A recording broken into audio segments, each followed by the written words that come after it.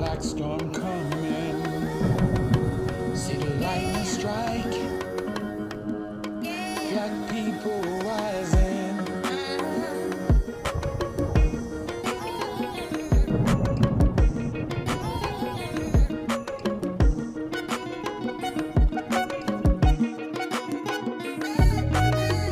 Hello and welcome to another edition of the Emoji Circle. This is part two of a two-part series that I'm doing. And for those of you who are new to the show, my name is Smokey Johnson, and the purpose of the Emoji Circle is to correct errors where errors are found and introduce facts where we find that so many people are working on fiction when it comes to who we are as people of African descent. That's why I do these discussions and these stories. This is Black History Month.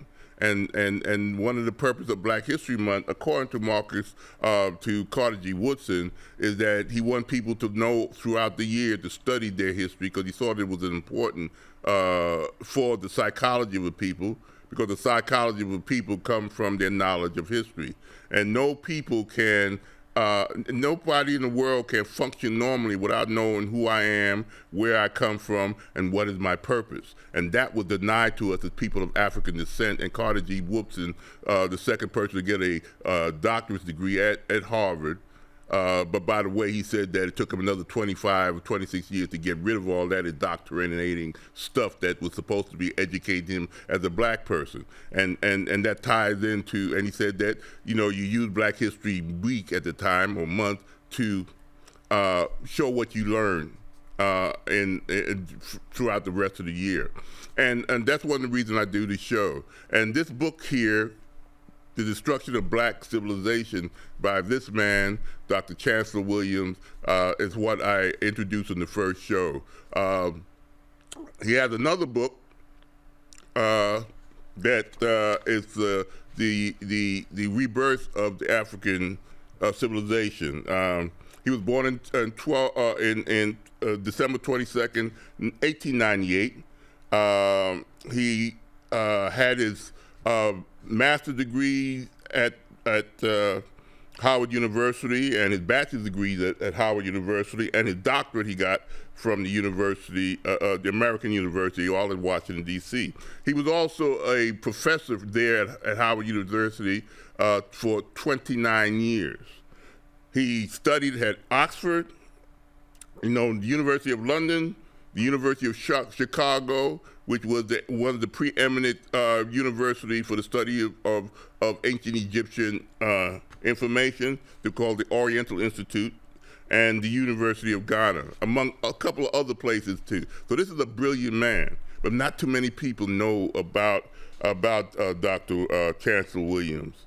But he brought this wealth of knowledge. It took him 16 years for this research, and like all other people during a period of time of segregation, Jim Crow, racism, he couldn't get the financing that he needed. So he actually mortgaged his house to get this information. He went up and down the west coast of Africa. He went into the Sudan. This was 2 years of research in the fields about on top of the other kinds of researches that he did in libraries and finding things. So this is information of why people like us had these great civilizations and lost it. But let me introduce to him in another way. Hear from his own voice that he's being interviewed by Tony Brown of the Tony Brown Journal. I think in the late '80s or early '90s. This is a classic, and this great man. You need to see him as he sounded and what he had to think. Now he's old in this time, but let's go to it.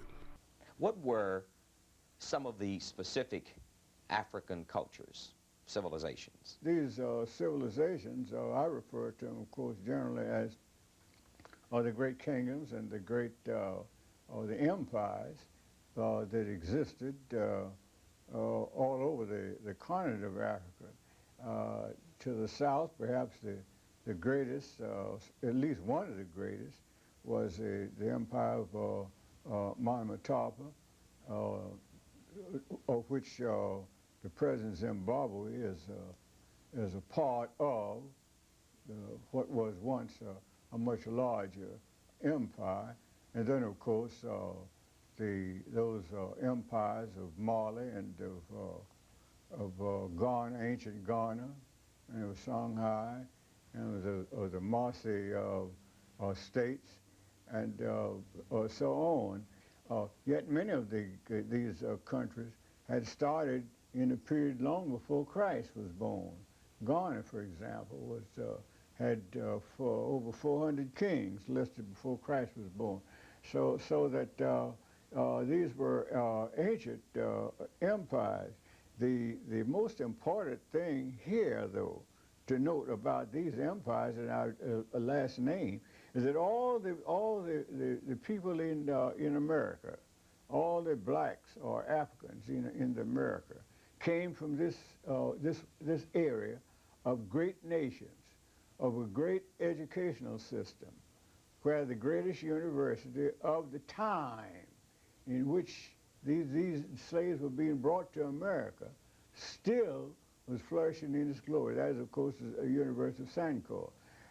The great civilizations in Nigeria, all of these were advanced cultures. So these people didn't come, as they were told and came to believe after they had lost memory of their homeland by the system of not allowing people of the same language group to be sold to the same plantation, but scattering them all over the South so that you wouldn't form a power base by having a lot of Africans speaking the same language. So this helped by this breakdown of intercommunication among themselves, helped them to lose memory. But we were told, quite to the contrary, that we were from a land of savages, of cannibals. And except by the grace of God and the white man, we would have been a lost people. So we should be on our knees forever praying and thanking God that we were brought, even in slavery, to this land to escape the horrors of Africa. And this was brought in and drilled into us generation after generation.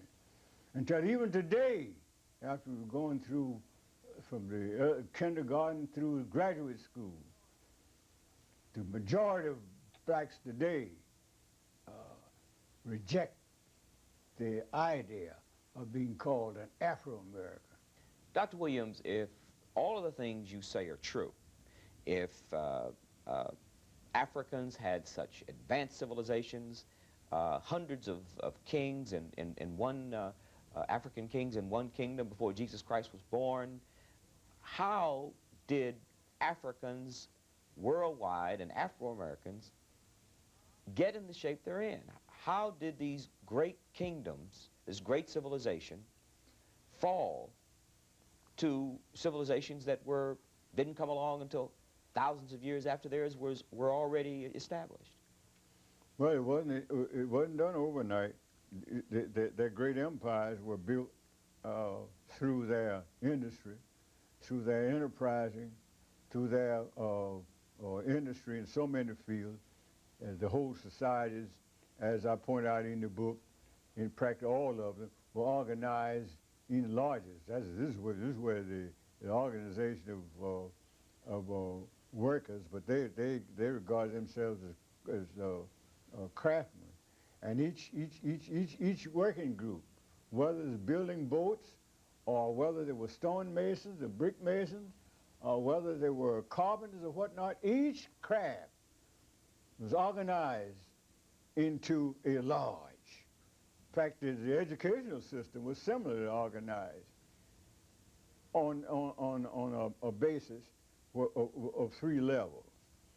And so you had a society that went in for production. The people who were specialized in growing rice or cotton or peppers or what have you did so not as Africans do today. Africans you hardly get Africans generally today to go beyond the subsistence level. Just enough for themselves, as though they're scared to produce a surplus for export and to sell to areas which do not produce the same things which they produce, and buy from the other people the things which the other people produce and which they don't have, which is trade, which is progress, which is the basis of wealth worldwide. See, what they're talking about, Reaganism and that sort of stuff, there isn't anything new. The Africans were doing that tens of thousands of years ago, a system of life. So they had regular trading posts, establishing different villages in other countries.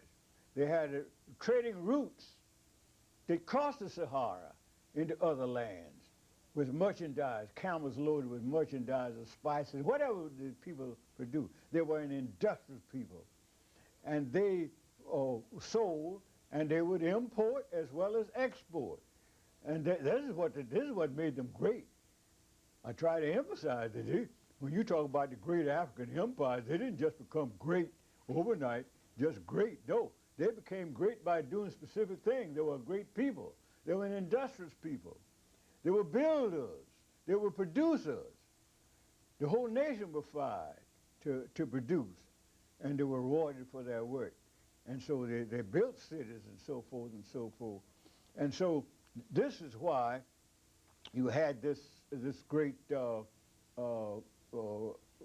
system of nation building becoming so mighty.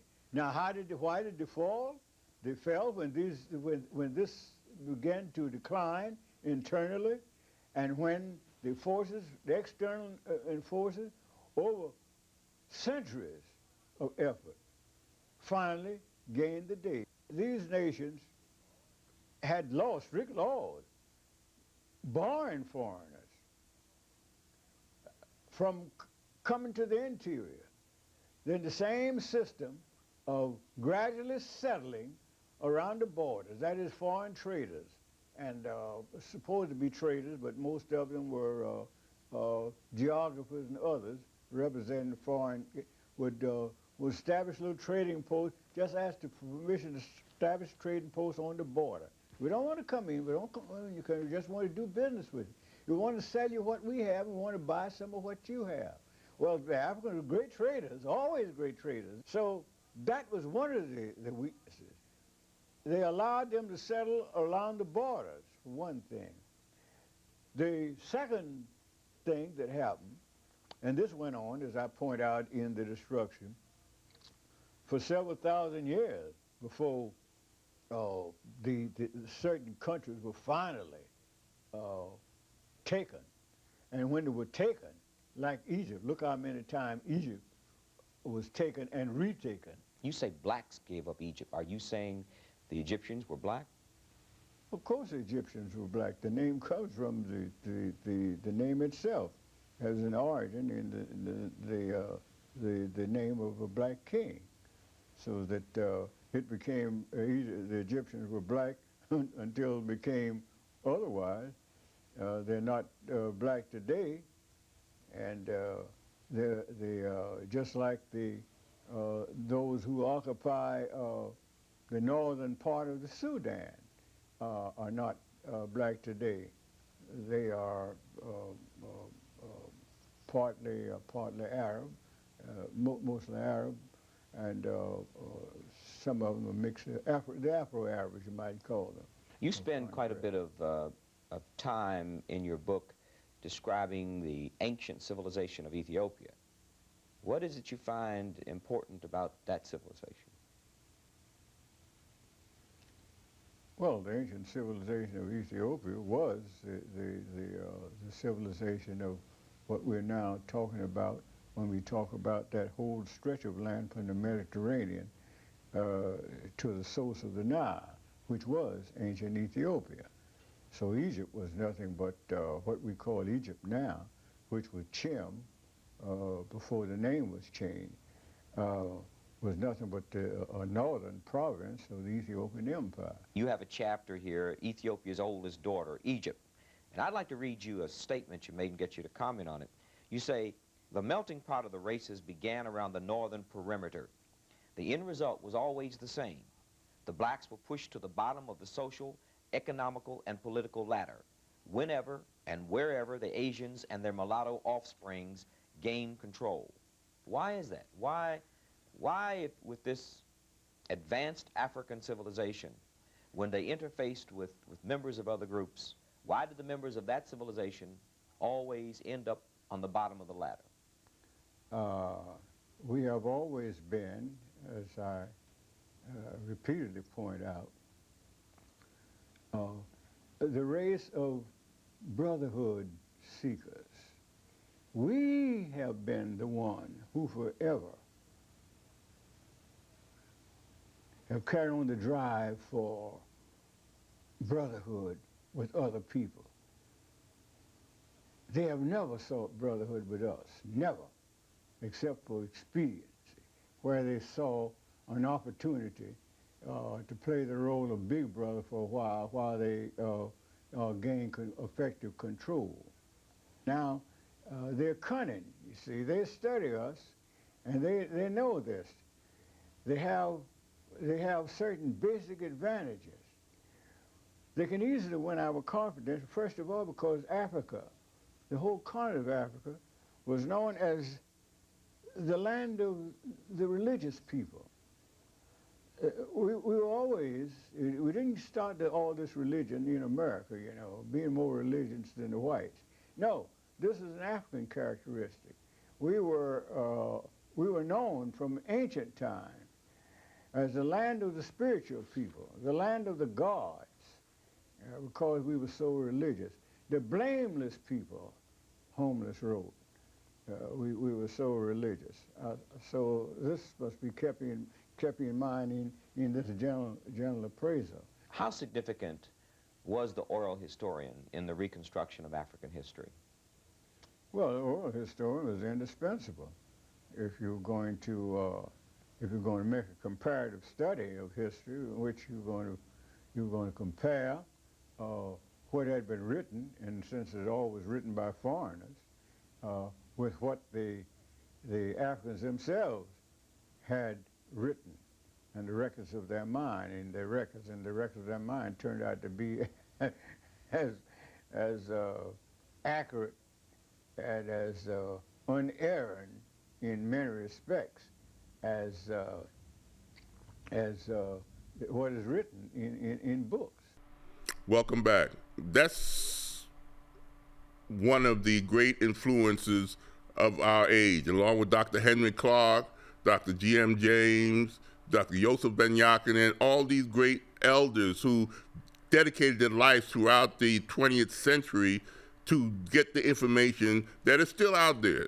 Now, you can use YouTube if you know where you're going, to go to those folks, their lectures and their dialogues are on there. But we need to know they exist. Otherwise, you'll be finding millions of zillions of other people who are just a waste of time. Like some of the stuff I see being put out there as evidence of the black Egyptians, or evidence that people of African descent were here before Columbus. These are all true, but the sources, you better have these great, brilliant black men. That's why I have this series called Great African Thinkers, to introduce you to their work and their books that are out there. I got some more slides. I want to go to this now. Go to here. Now I got this to show what Dr. Williams was talking about in his interview. Now you see 664, 67 BC. That's the last of the 25th or 26th dynastic period. That's the age that they say where we had those black pharaohs. Okay, all the pharaohs from the beginning of the pharaonic age of Kemet. That's when the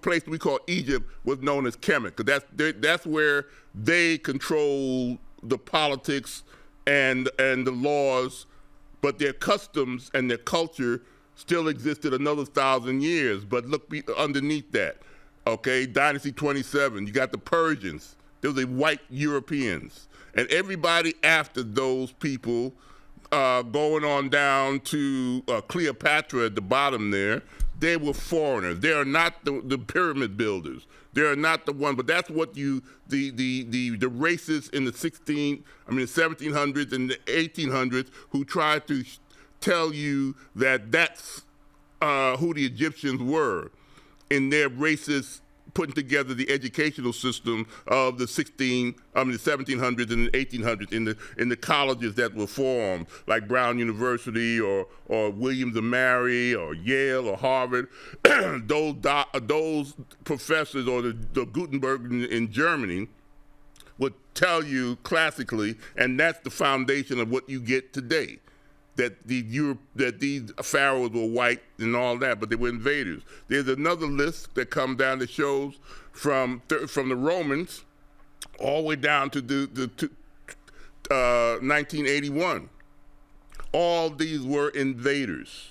The Arabs who control Egypt today were invaders in 1642, the Mamelukes, the Arabs. And they're the ones who, up until that time, even though the Romans tried to change Kemet or Egypt, the Greeks copied everything. That's where their Greek society got all this information that we always expound as Greek philosophy. They got it from Egypt. They didn't destroy it, they copied it. Okay? The Romans tried to manipulate it. All right? But it wasn't until the Arabs and the introduction of the Muslim religion that the culture of Egypt was drastically changed to something different. Up until then, even through all those, the Persians and the Assyrians and all these other invaders, their culture lasted. Their political structure was controlled by these foreigners who did not bring their culture in there, but acted as if they were so awestruck by what they saw and controlled after thousands of years of being in power. They saw these Egyptian monuments, these Egyptian building, architecture, the mathematics, the philosophy, all these things were taken with all these folks going into Africa from the north to take over. Now, I want to show that it did not just stop. It continues on to this day. Now, this is a map I want to show you to counter what in the last video, part one of this discussion, I showed statements by philosophers and white historical figures who said Africa was nothing but a dark continent, did not give anything to world history. These lies that were the foundation of our educational system, and we still hear today, like we heard from the governor of Florida, who said learning Black history has no educational value. But yes, these were great empires there. You see, on the left there, you see on the west coast of Africa, you have these great empires. One of them was Ghana. The Empire of Ghana lasted from 330 BC to 1250 AD, one of the longest empires other than the Egyptians. And the fact is that most of the people who came to America on these slave ships were taken from that west coast. We are descendants of most of those countries of Mali's and the Mali Empire, the Songhai Empire, and the great Ghana Empire. We had empires in the east. Top right, you got, of course, the Egyptian Empire, but down south, you had other empires that goes back thousands and thousands of years. Many of the invaders into Egypt forced those people in that area to migrate to westward to form the peoples of Mali. In Mali, you got Dr. Sheikh Anta Diop said that he's a Wolof. And in the Wolof language, there's remnants of Egyptian languages. That's in the West Coast, in Senegal. In Mali, you have the Dogon people who also claim that they are descendants of those who came from the Nile Valley area because of all these invasions coming from Eurasia. Like I showed you, for over 1,000 years of constant invasion. Next slide. In 1884 and 1885, you want to know why you have borders the way they are right now in Africa? This is the Berlin Conference that was put with all those colonial powers, France, England, where they carved up the continent of Africa. They had a literal conference, and they had a map of Africa, and that's where all these colonial powers took. Which eventually, and why? Because of the wealth of Africa.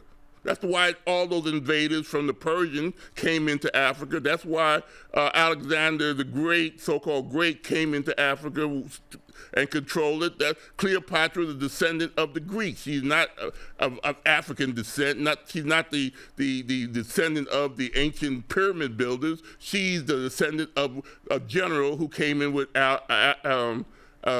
Alexander. Okay, next slide. I want to show, this is the Berlin Conference. I wanted to bring that point up. This is another image. See the map in the backdrop? That's how they carved up Africa, okay? And it's the wealth of Africa, the resources of Africa.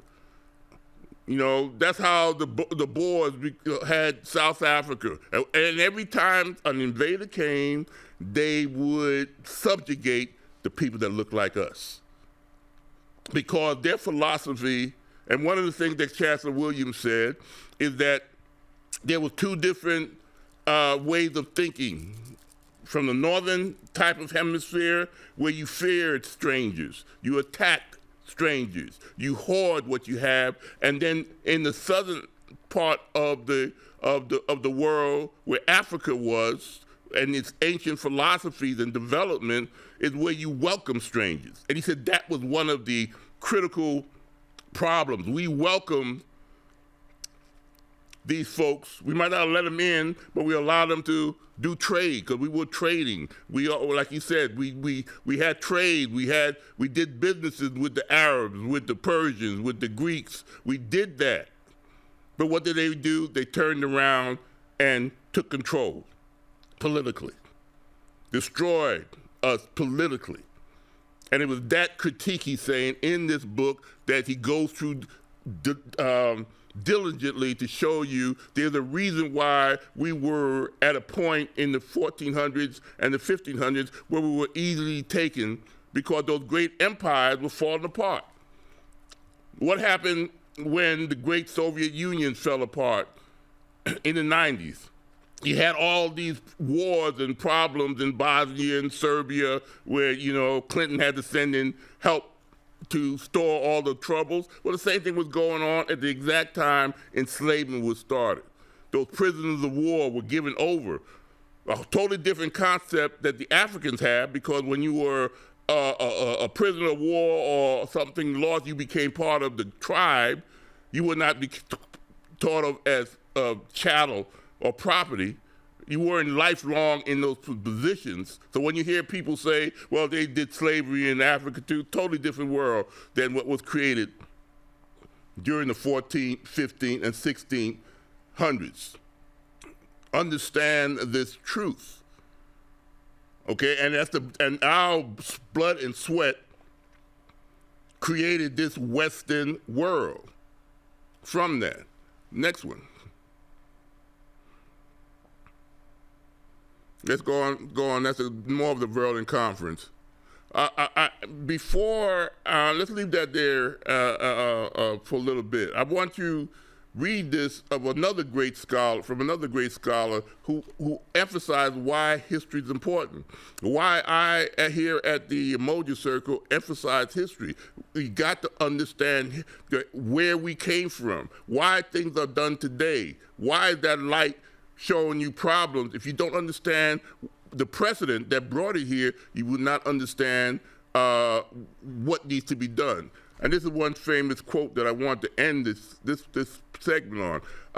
I only could say so much and show so much in 30 minutes.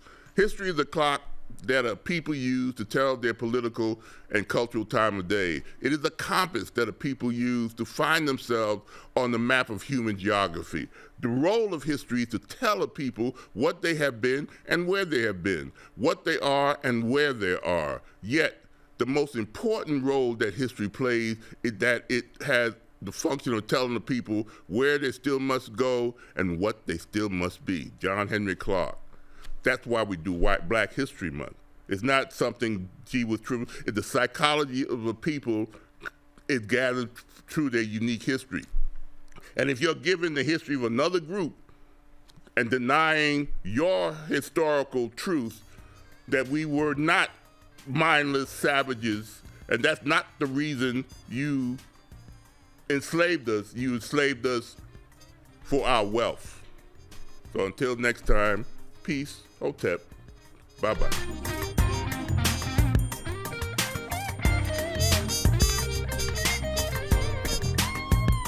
All right. As always, I always like to have